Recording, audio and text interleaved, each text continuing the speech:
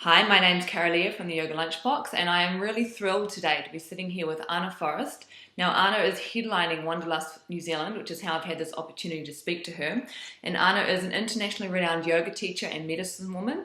She's the creatrix of Forrest Yoga, and she's also the author of Fierce Medicine, which is an amazing book that I read last year. So, Ana, thank you so much for taking the time to speak to us. I'm so happy to be here. Let's go. I'm really excited. Now, New Zealand is a little bit far away from the yoga world, so some people down here may never have heard of you, even though you've been doing fabulous work for the last 4 decades. So, for those of you in New Zealand who haven't heard of you, can you give us sort of a brief snapshot of what it was like for you growing up? Because your childhood really has informed your work, hasn't it? It's more like healing from it has informed my work. So, a brief snapshot. Yeah, I know. Being born crippled. Being raised in an abuse situation, sexual abuse, and then going into substance abuse, alcohol. I used to smoke 3 packs a day, and then went into bulimia and anorexia, and just basically just one addiction after the other, and tremendous amount of suffering and anguish. And when I got into yoga, it started to shift things for me, but as I continued on that path, I actually had to start creating aspects of it that would be relevant for helping me where I'm at. And as a result, what I developed was this system of yoga that addresses the needs of our people in the 21st century instead of something that was relevant 5,000 years ago. Granted, we had a lot of the same problems, and a lot of us didn't have those problems that long ago. Mm-hmm. So one of the aspects that I find so prevalent wherever I go in the world is there's this yearning that's so extraordinarily painful that we're cut off from it, and I call it a spiritual breathness. Mm-hmm. And so in the medicine world, in the Native American medicine world, when I began to learn how to quest for what needed healing and what was going on, I realized I was on quest for my own spirit. And so part of what Forrest Yoga has been in the creation process is creating poses that will help bring healing to us, and also bringing in the aspect of ceremony that people can learn to vision quest on the mat and go into where are they in need and what's next for them. So whether it's adventure or healing or connecting to their spirit or connecting to what is their purpose in being alive at this time, all of that is guidable from the mat. And so that's part of what I put into Forrest Yoga based on my own healing process, because I actually didn't go far afield. I'm still on the same question you asked me. Yeah. So that sounds like quite a different approach to yoga. So I'm guessing, because you did start yoga fairly young though, didn't you? You were in your teens when you first got into yoga? Yes. I was somewhere around 13, 14 years old. And why I say somewhere, it's because it was behind the drug and alcohol curtain, so it's all a bit murky. But it was before I was driving, and I started driving around 15. Right. Yeah, I like how we have those landmarks to hold on to. So, so even though the yoga per se, as it was, didn't give you everything you needed to heal, did it shift things in some way at that time? Did you go, well, this is something really important, or...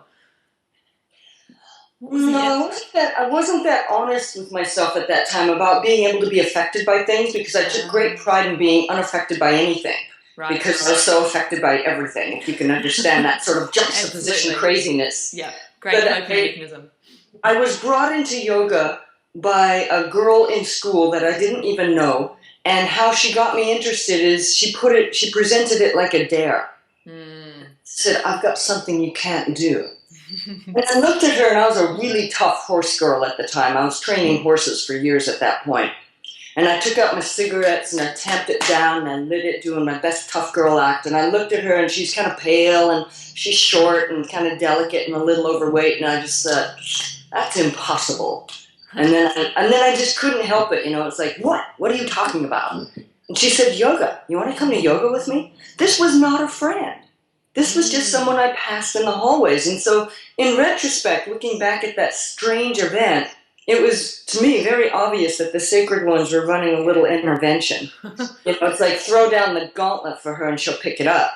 You know, if Robin, who is this girl's name, had said, "Oh, I have something that'll make you feel good or that'll help you stop smoking," I would have just blown her off. Mm-hmm. But because she presented it like, "I have something you can't do," I went to class with her. Mm. She was right. I couldn't do anything. Because I was so stiff. Yeah. And, you know, there was all these really old women in class. They had to be at least 30 years old. You know, they're old to my mind. I was like, you know, I was a teenager. They were old. I'm 57 now. I have a different perspective on old. Yeah, age changes. These people, they could touch their toes, you know, like in a forward bend. They could grab their ankles in a bow pose, and I was just like completely blown away. And even though I was terrible at it, there was something that hooked me. There was something compelling, and I went back, and I went back. Something brought me in, though I couldn't have explained it. So as you went back, did you start to become more aware, or did some of your behaviours start to shift, or was everything still too ingrained and the yoga not quite enough? It was actually, my destructive behavior escalated. Which, in retrospect, I could say, oh, that's a sign that the saboteur is getting worried, and so really ramping up. And that's actually a sign of we're on the right track, because the part of me that's on total destruction was getting worried. But it was very rocky for quite some time. And as I began to actually admit, like, I'm really fascinated by this stuff and studying it and reading the books and going to classes and lectures and all these things, there's just so much that felt irrelevant to addressing my suffering. I didn't actually know that there was healing available to me. That wasn't really presented. Interesting. Yeah, it wasn't, but that was in the 70s. Yeah. You know? So it's a whole different... So what kind of yoga were you learning? Or was it a particular style, or was it just... Sure. I started out, my first class was in the Shivananda style. You know, like cobras and sun exercises and a spinal twist and a headstand and shoulder stand and low lights and a lot of incense and sometimes some weird music in the background, you know, like that. I mean, I was totally blown away because my first yoga class, the teacher served tea afterward.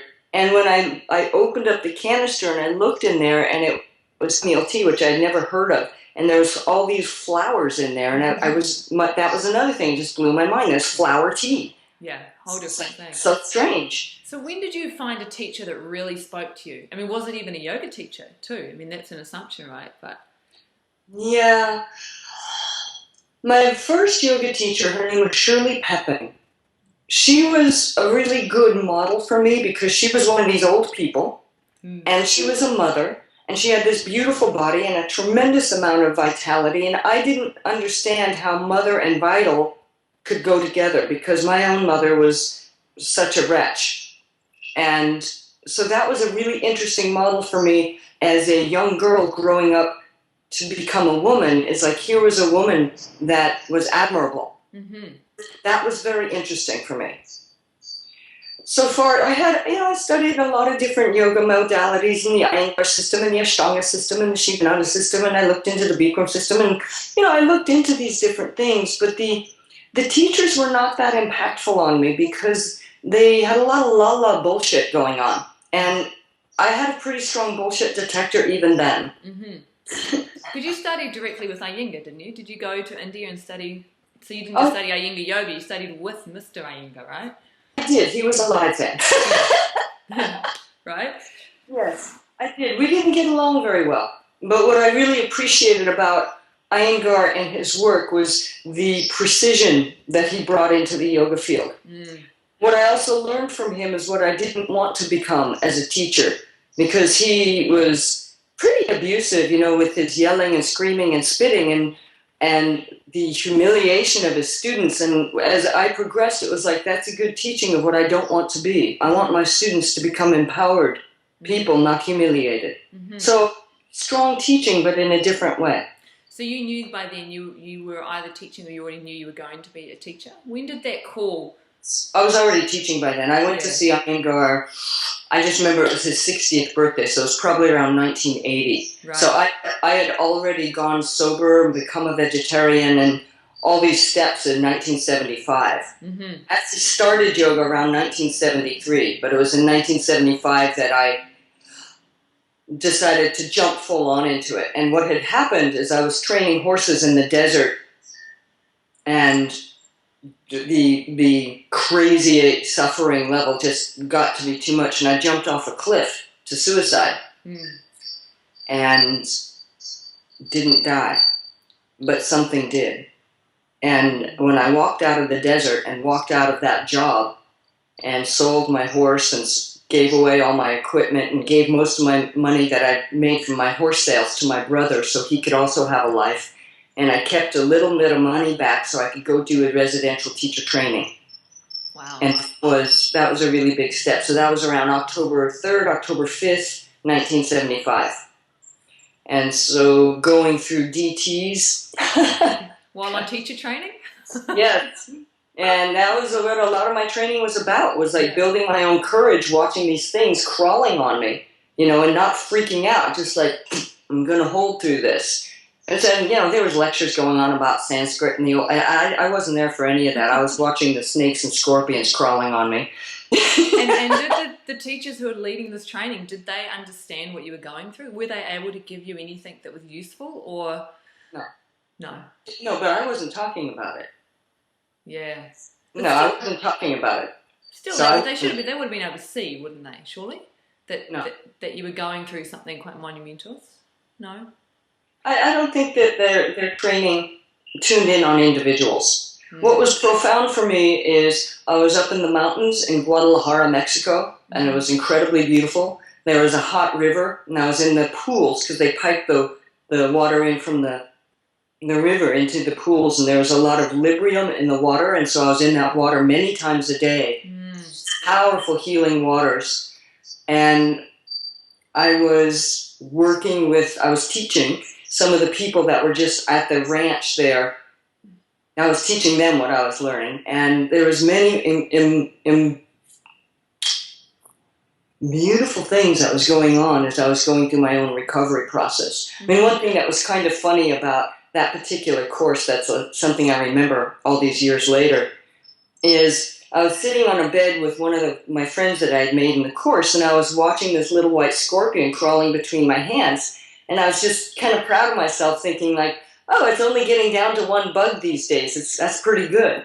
And my friend, she was rummaging around the closet, she turned around and she screamed because she saw it. She saw it. And I looked at her like, what are you doing in my DTs? What if this is my private little world that I'm not talking to anybody about? Nobody knew what I was going through. They didn't know anything about me. And that's how I preferred it. And it was so funny. Instead of me registering that she was actually seeing a real scorpion that was playing around through my fingers, I immediately thought she was in my delirium, in the things that I was seeing it as I was going through withdrawals. So that was like where I was at. So that was a funny place. It was a funny little bit, watching this bug crawling between my fingers. And obviously, I'm guessing it didn't sting you. It didn't. I had no fear of it, and I just thought it was part of my withdrawals. So then once you've done your training and you already got a sense that traditional forms of yoga are not giving you what you need, so then that implication is that they're not also giving many people what they need. How did Forrest Yoga then start to develop? When did the medicine aspect come in? Well, what was interesting is when I went to go see Iyengar, that was the last time that I reached out for help to a yoga teacher. I went there because I was going to someone who was internationally known and like wonderful reputation. He'd done some really deep work and creation in the yoga world, and there was things that were going on with me that I didn't know how to handle, and I was hoping that he would, but it was like he was not my teacher. He was not the person that could help me. So that was when I began going into the medicine world, so far as Native American medicine and ceremony. And I went into the therapy world and started studying trauma therapy and past life therapy and regression therapy, and that's how I actually started to break through the barriers inside of me and uncover the abuse and was learning tools to deal with it. So I had to go into many different modalities in order to work my own healing process, because traditional yoga was not touching it. Mm-hmm. It absolutely wasn't. And so that is where, for a long time, my ceremony world and my yoga world were two separate worlds, and it took me coming to my own crisis inside of like needing to go into ceremony and needing and desiring to do my teaching, and it was like that is what forced me to learn how to bring ceremony on the mat and to create a sacred arena in the middle of the city. You know, it's like I can't bring everybody up on top of the mountain. There are just some people that are like that. They're just too unschooled to be in the wilderness to quest. They'd be too scared of the bugs. Yeah. You know, so I recreated ceremony to bring it into basically everything that I teach. Mm-hmm. What was the response when you were first students, when you started to integrate those aspects onto the mat? There's a lot of resistance from people who weren't doing it. They didn't like the idea. Yeah. And people that were doing it were blown away and having huge healing experiences and unloading their pain and their fear and connecting to their spirit and actually being able to have an authentic experience of themselves despite all of their conditioning. Mm. And, you know, as Forrest Yoga has evolved, it's gotten very fun and sexy, and it's an incredible workout, and it's all of that. Mm-hmm. It's like you can have this wonderful, fun, challenging practice and be touching your spirit. They're not in opposition. Like, my spirit loves to be on an adventure and be delighted. Mm-hmm. It loves it. You know, and so it's all of that. And with the medicine teachings, they began to fit in, and people's that spiritual bereftness started to get fed. Mm. And as I began to be honest about, this was so hard for me to speak about what my heart transformations and my spirit work, that was like a truth speaking that I couldn't do. I could talk about the bulimia, I could talk about all these unspeakable things, but to speak about what was so precious to me and what I so loved, that was tough. And finally, the Sacred One said to me, you need to teach about how you connected to your spirit. And my internal response was, oh, fuck no. And then, you know, we had a few conversations, me and the Sacred Ones. And finally, I began to teach it and realized, like, this was so precious to me. And I was so afraid that people would put me on one of the shelves as another product on the spiritual supermarket, which I despised. Mm. And that never happened. Mm-hmm. It didn't happen. There was such a relief and respect and people being touched and actually connecting to their spirit. And it's like, okay, I can speak about these things that are so precious to me and not be afraid that someone will stomp on it. Yeah. I was very afraid of that. And now it's like, yeah, you can do whatever, turn it into a stomp dance. I'm all right with that. But here's still some tools for you that will make a huge difference. And so now one of the things that's coming is my beloved, who you met briefly, is Jose Calarco, who is the director of a Aboriginal group. And the Aboriginal people are some of the members of Descendants, that's the name of the group, are coming in and doing some of their songs and ceremonies as part of the ceremonies of this hemisphere. You know, and it's really amazing. And so in the workshop in Wanderlust, Jose and maybe one of the didgeridoo players will be coming and working a little bit with me in our classes, and I'm just thrilled about it. We're still in the process of working that out, but they may come and bring their ancient, beautiful magic and ceremony into what we're doing for Wanderlust. And we're just beginning this weave together, and I'm so excited about it. So you're teaching 5 classes at Wanderlust New Zealand, and you know we're so fortunate to have you here because I noticed that you're not at the Australian one, but you are in New Zealand, which is fantastic. So let's talk a little bit about those classes just before we wrap up, just so people I think from watching this they'll have a fairly clear idea of how you teach, but still, one of your classes is called Tracking Transformation. Yes. What is that about? I mean, someone's like, what is a yoga class about when it's tracking transformation? Because I'm older and a hunter also. And though I am now a vegetarian again, which is very amusing to me, I am totally amused by that because I was a vegetarian back in the 70s and then got very sick on that diet and became a hunter and a meat eater and learned how to pray over my food. And then many, many years later, just recently, my body gave me the absolute unequivocal sign like, no more. And I was like, okay. And because I now know what foods not to eat, it's been a very easy transition. So even though I'm still basically a tiger, Right. this is a vegetarian tiger now, which is pretty funny. But so tracking transformation as a class at Wanderlust, what do people expect from that? So I'll be teaching people how to track viscerally what is going on, and beginning to teach them how to track the signs of a breakthrough. So when something begins to, it's like there's like almost a little quiver and a little ripple going on when something's about to shift. So beginning to get sensitive enough to track that shifting, and then bringing your full attention in there, so whatever it is that's wanting to change can bloom open. And it's very, very exciting, because then you can bring that into every class. Like, you want a breakthrough? Great. I'm going to give you the skills how to open to breakthrough anytime you want it. And that's very sexy. Because I imagine that most of us, our habitual responses around a breakthrough is because when those little quivers start to happen, fear comes up, and so we block it, we push it away, we shut it down, right? And so but it's part of it. That's part of it. Yeah. Fear is part of it. Like, because we do block around our fear, or we go numb. It's like, so here's some different tools for working with fear. And in Tame the Pain, I'll be working some of the same things, because we're so frightened of feeling our own pain. How to snuggle up to the fearful part and kind of stroke that part, like, calm down. Let's really fully investigate and explore this thing that's bringing up fear, because there's sadness there. There's something there that as the fear begins to break apart, something else flowers. And there's the transformation.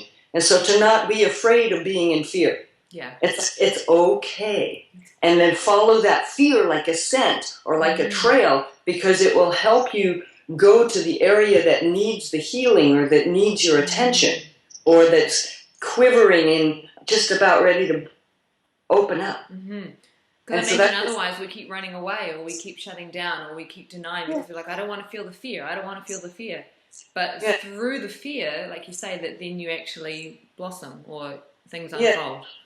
And it's a very careful guiding. You know, it's like people say, well, I'm afraid because it's so intense, and you have this reputation for intense, and I'm not good enough. And it's like, trust that I've been doing this for over 40 years, and I'm a really good ally.